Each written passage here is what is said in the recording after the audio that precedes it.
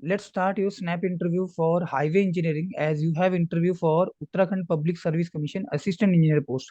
So first of all, introduce yourself. So my name is Kiran Bayal. I belong to Dehradun. I have completed my schooling from Rishikesh and I have completed my BTech in Civil Engineering from THDC Institute of Hydropower Engineering and Technology, Tiri Gadwal, Uttarakhand in 2018.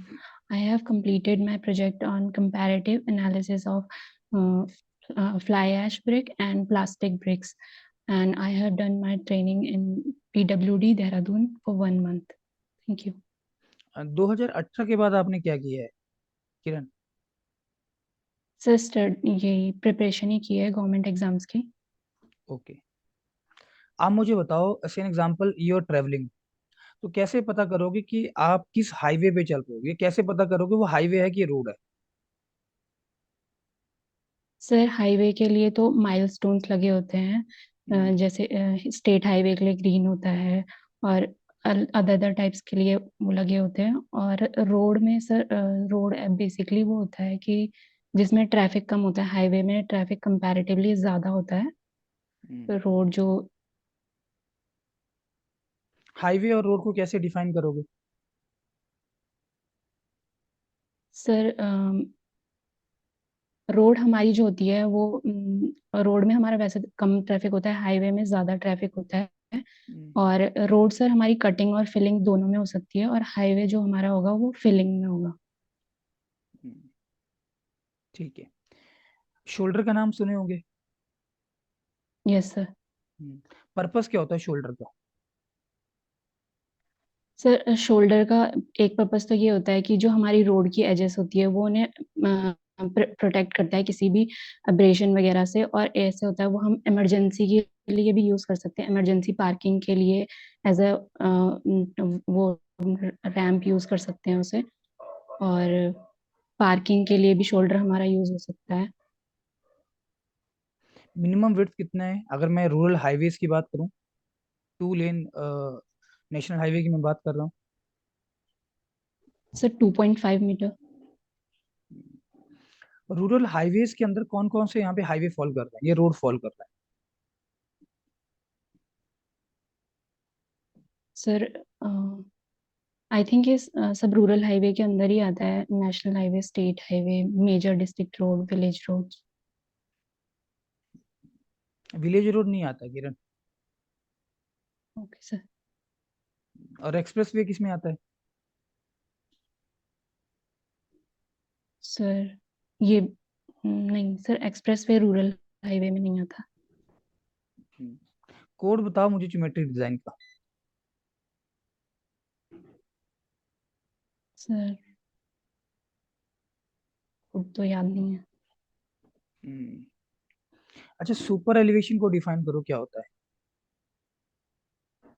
Um, sir जब हम किसी curve पे चलते हैं तो जैसे हम outer as को रेज करते हैं with respect to inner edge, ताकि जो हमारा सेंट्रीफ्यूगल फोर्स लग रहा है उसको काउंटरैक्ट हो सके, तो उसको सुपर एलिवेशन बोलते हैं। हम्म, तो आपने बोला कर्व पे, स्ट्रेट रोड पे हम क्यों नहीं करते हैं ऐसा? सर स्ट्रेट रोड पे हमें जरूरत नहीं होती, हमारे मतलब जो व्हील्स है वो सीधे ही चल रहे होते हैं। सर कर्व्स पे हमारा जो फ्रंट व्हील और रियर व्हील का पाथ थोड़ा डिफरेंट हो जाता है, वो एक पाथ फॉलो नहीं कर पाते इसलिए। नहीं, अगर वो कर्व पे मान लो अगर सेम पाथ फॉलो करना स्टार्ट कर दिए तो फिर हमें आउटर एज को उठाने की जरूरत नहीं पड़ेगी। सर वो फिर अगर सेम पाथ फॉलो नहीं कर सकते क्योंकि कर्व पे हमारा सेंट्रीफ्यूगल फोर्स लगता है ना, इसलिए। इसलिए वो सेम पाथ फॉलो नहीं कर पाते, लेकिन वो सेम पाथ फॉलो नहीं कर पाते वो तो रिजिडिटी ऑफ व्हील बेस के कारण होता है ना, कि आगे वाले पहिए जिस पाथ यस। में ट्रेवल कर रहे होते हैं पीछे वाले वो पाथ को ट्रेवल नहीं कर पाते, ट्रेवर्स नहीं कर पाते। That is due to rigidity of the wheel base. Yes तो सर। एक मैकेनिकल पॉइंट ऑफ व्यू से अगर मान लो हमने उसको ओवरकम कर लिया तो क्या फिर हमें मोड़ पे रोड के आउटर एज को उठाने की रिक्वायरमेंट नहीं होगी? What do you think? Sir होगी क्योंकि कर्व्स पे जो हमारा वो इम्बैलेंस होने के चांसेस होते हैं, क्योंकि जो वेट ऑफ द व्हीकल होता है वो अंदर की तरफ होता है और जो सेंट्रीफ्यूगल फोर्स लगता है वो बाहर की तरफ लगता है, तो उससे व्हीकल के टॉपल होने के चांसेस हैं। नहीं, वेट ऑफ व्हीकल अंदर की तरफ होने से हमें फायदा हो रहा है या नुकसान हो रहा है? बेनिफिट हो रहा है या लॉस हो रहा है? सर लॉस हो रहा है जिस वजह से हमारे दोनों फोर्स काउंटरैक्ट नहीं कर पा रहे एक दूसरे को, तो फिर अंदर से सेंट्रिपिटल फोर्स तो लगता हमने है उठाया सेंट्रिफ्यूगल क्यों फोर्स को उसको? हमने काउंटरैक्ट तो करे। इसलिए उठाया था, हमने रोड के आउटर एज को जो उठाया है रिस्पेक्ट टू इनर वन, कि सो दैट कि जो गाड़ी का वेट है उसका एक कंपोनेंट रोड के अंदर की साइड लगे, मतलब एक नेसेसरी सेंट्रीपिटल फोर्स है। हम्म। हमने तो इसलिए उठाया है। इसी वजह से तो गाड़ी आपकी ओवरटर्न नहीं कर पाती है। अच्छा, ओवरटर्निंग और टॉपलिंग में अंतर है कि दोनों सेम है? सर नहीं, सेम ही है। टॉपलिंग होता है किरण अंदर की तरफ गाड़ी का पलट जाना, इनर साइड ऑफ रोड की तरफ, और ऐसा तब होगा जब आपने रोड के आउटर एज को बहुत ज्यादा उठा दिया होगा।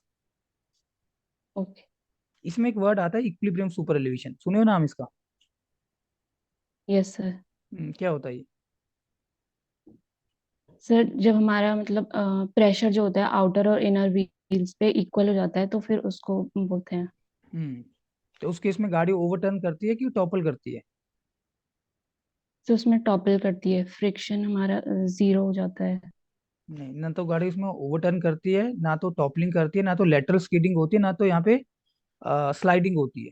Sliding inner side of curve की तरफ होती है, स्कीडिंग बाहर की तरफ हो रही है गाड़ी की।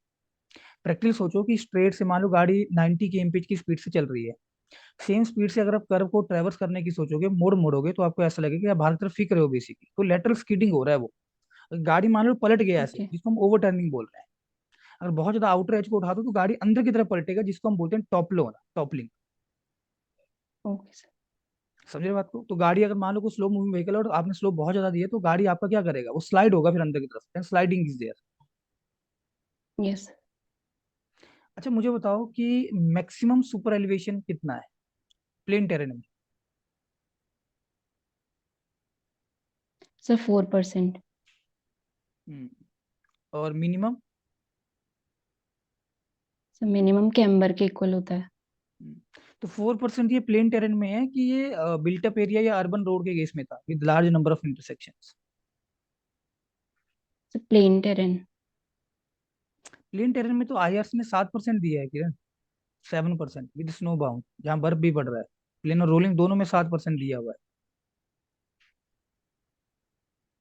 हम्म। पता नहीं, याद नहीं आ रहा। अच्छा, कैम्बर और सुपर एलिवेशन के बीच में क्या सिमिलरिटी होती है? सर ये दोनों ट्रांसवर्स स्लोप होते हैं।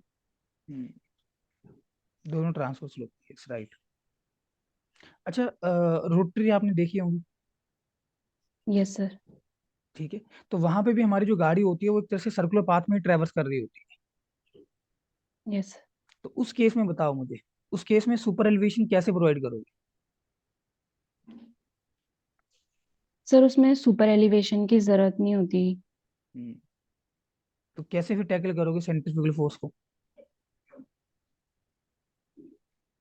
सर वहाँ पे तो सिंपल रोड है तो वहाँ पे तो सेंट्रिफ्यूगल फोर्स की जरूरत नहीं, मतलब होता नहीं है सेंट्रिफ्यूगल फोर्स।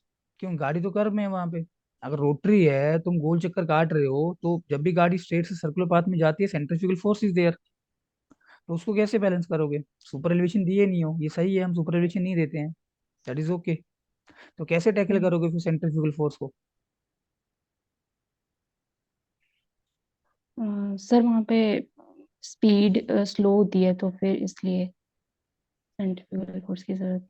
स्पीड का साइन बोर्ड बताओ कैसा होता है, स्पीड लिमिट का? स्पीड लिमिट का। Sir circular. Background colour? Sir white. और बॉर्डर?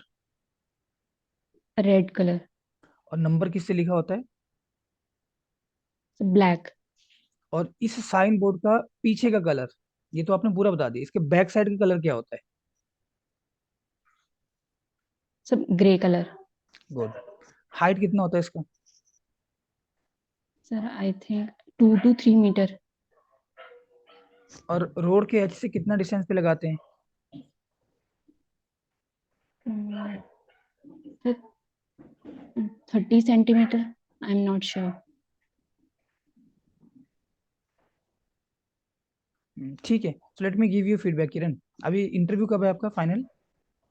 सर 9 फेब को। 9:05 को समय यहाँ भी आपके पास तैयारी कर, ठीक है। सो हाईवे को ना दोबारा चीजों को थोड़ा गो थ्रू करें, खासकर सुपर एलिवेशन को। तो ओके मैंने सर। आपसे पूछा कि स्ट्रेट रोड में आप रोड के आउटर एज को क्यों नहीं उठा रहे हो, तो सिंपल आंसर आप करो कि सर वहां पे सेंट्रीफ्यूगल फोर्स नहीं होता है। कैसे पता चला सेंट्रीफ्यूगल फोर्स नहीं है? क्योंकि स्ट्रेट रोड का जो आपका रेडियस ऑफ कर्वेचर या रेडियस होता है वो इनफाइनाइट होता है। और सेंट्रीफ्यूगल फोर्स का फॉर्मूला होता है ना, हमने पढ़ा होता है 11th 12th में, mv² अपॉन r।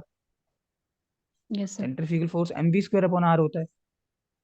तो जब रेडियस यस सर। इनफाइनाइट रख दोगे, डिनोमिनेटर इनफाइनाइट होगा, तो ओवरऑल वैल्यू 0 आ जाएगी। तो जहां पे सेंट्रीफ्यूगल फोर्स ही नहीं होगा वहां पे आउटर एज को उठाने की क्या रिक्वायरमेंट है? लेकिन जैसे ही आप कर पे आते हो तो वहां पे एक रेडियस की फाइनाइट वैल्यू मिलती है। तो इसीलिए यस। स्ट्रेट से जब भी हम सर्कुलर पाथ में जाते हैं तो व्हीकल के ऊपर एक सडन जर्क फील ना हो, हम एक वेरिंग रेडियस का कर्व दे रहे होते हैं जिसको हम ट्रांजिशन कर्व बोलते हैं। वो यस। सेंट्रीफ्यूगल फोर्स को ग्रेजुअली इंट्रोड्यूस करता है। मतलब आप उस कर्व को ट्रेवर्स भी कर लो और आपको बहुत ज्यादा डिस्कम्फर्ट भी फील ना हो, राइट। Okay sir. तो जो मैंने रोटरी के रिगार्डिंग में क्वेश्चन पूछा, तो दैट इज ओके कि रोटरी में हम सुपर एलिवेशन नहीं देते हैं, क्योंकि यहाँ पे तो क्या होगा, गाड़ियां भी अपोजिट डायरेक्शन से भी आ रही होंगी, एक तरह से आपका इंटरसेक्शन ही है ये।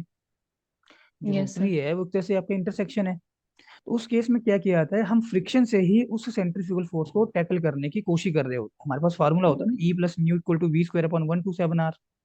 वहां पे यस सुपर सर। एलिवेशन मत कंसीडर करो, म्यू चेक कर लो, v²/127r। अगर वो फ्रिक्शन की रिक्वायरमेंट, मैक्सिमम फ्रिक्शन जो हम डिजाइन में लेके चलते हैं 0.15, उससे ज्यादा होती है, फिर हम गाड़ी की स्पीड के ऊपर लिमिट लगा देते हैं, साइन बोर्ड लगा यस सर। देंगे कि गाड़ी जो होगी वो इतनी स्पीड से ट्रेवल करेगी इस रोटरी को। यस। समझ रहे बात को? Yes sir. और जो आप आंसर कर रहे थे कि गाड़ी के फ्रंट और rear wheels different path follow करते हैं, वो तो रिजिडिटी ऑफ व्हील बेस के कारण होता है ना। उसके लिए तो हम मोड पे रोड की विड्थ भी बढ़ा रहे होते हैं, दैट इज वाइडनिंग किए होते हैं। उसकी भी दो एक्स्ट्रा रिक्वायरमेंट वाइंडिंग। होती है, मैकेनिकल वाइडनिंग यस। और this psychological widening. Yes sir. वो आप अलग दिशा में चले गए थे, आपसे कुछ और पूछा जा रहा था, आप रॉन्ग डायरेक्शन में एंटर कर गए थे, ठीक है। ओके लेकिन सर। देखो ओवरऑल आप कुछ क्वेश्चन के आंसर सही किए, कुछ में आपको क्वेश्चन सोचने हैं, पहले जो आपसे पूछा जा रहा है उनके बारे में सोचो फिर आंसर करो, ओके सर। ठीक है। Anything else you want to ask? No sir. तैयार करो आप हाईवे को, राइट। ठीक है सर, थैंक यू।